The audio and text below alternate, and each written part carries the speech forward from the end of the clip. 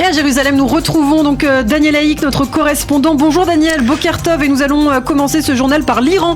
L'Iran qui est toujours au cœur des préoccupations sécuritaires d'Israël. Oui, effectivement, l'un des conseillers du guide suprême de la révolution iranienne, Ali Khamenei, a déclaré hier que l'Iran était capable de produire techniquement une bombe nucléaire. Selon lui, l'Iran a récemment enrichi de l'uranium à 60% et il serait capable assez facilement d'enrichir de l'uranium à 90%.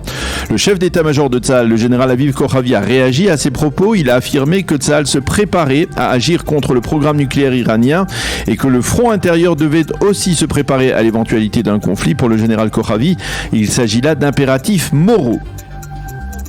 Le chef d'état-major a tenu ses propos, il faut le dire, à la veille de son départ aujourd'hui vers le Maroc.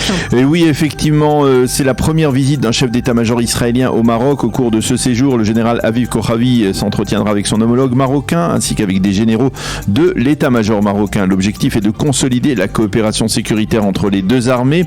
Il faut rappeler qu'il y a quelques semaines, des officiers israéliens avaient participé à des manœuvres militaires communes au Maroc avec plusieurs armées alliées.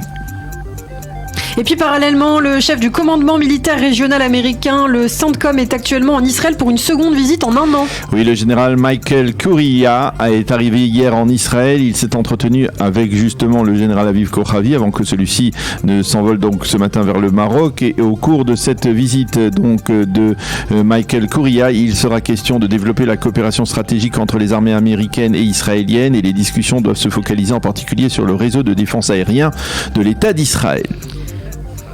Dans le reste de l'actualité, il faut revenir à l'état-major israélien avec la course à la succession du général Kochavi. Et oui, le chef d'état-major termine son mandat de 4 ans en janvier prochain. La compétition se poursuit pour savoir qui le remplacera à ce poste prestigieux. Hier, on a appris que le ministre de la Défense, Benny Gantz, avait réduit cette compétition à 2 figures. Le général Herzi Halevi, qui est l'actuel chef d'état-major adjoint et commandant des renseignements militaires, et le général Eyal Zamir. De l'avis général, les chances du général Herzi Halevi sont bien plus élevées dans la mesure où il est apparemment le candidat préféré de l'actuel chef d'état-major. Il faut rappeler que la conseillère juridique du gouvernement, Gila Barav Miara, avait récemment autorisé le ministre de la Défense à poursuivre la procédure de nomination du nouveau chef d'état-major, et ce, en dépit du fait que le gouvernement actuel est un gouvernement de transition.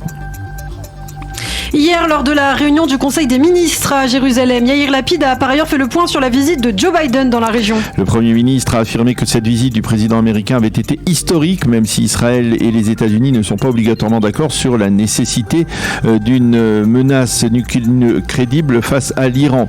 Nous avons demandé aux Américains d'œuvrer en faveur d'une telle menace, mais les Américains ne sont pas d'accord avec nous sur ce point. Une menace militaire, il s'agit de cela.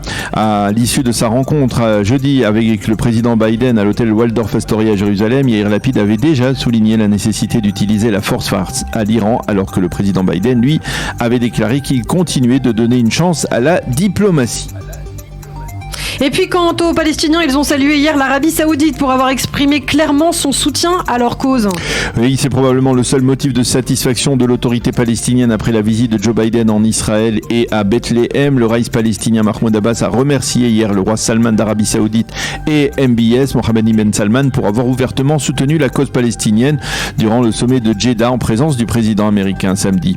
Hier, le vice-ministre saoudien des Affaires étrangères avait affirmé qu'il n'y aurait pas de progrès dans le processus de normalisation avec l'État d'Israël tant que l'option saoudienne ne serait pas concrétisée. Et puis enfin, pour terminer, un mot de politique, Daniel, avec en particulier les primaires pour la présidence du Parti travailliste. Et oui, dans cette confrontation, 2 candidats, la présidente sortante, qui est aussi la ministre des Transports, Merav Michaeli, et son challenger, qui est relativement anonyme, Eran Hermoni, qui est l'actuel secrétaire général du Parti travailliste. Les chances de ce dernier sont très maigres.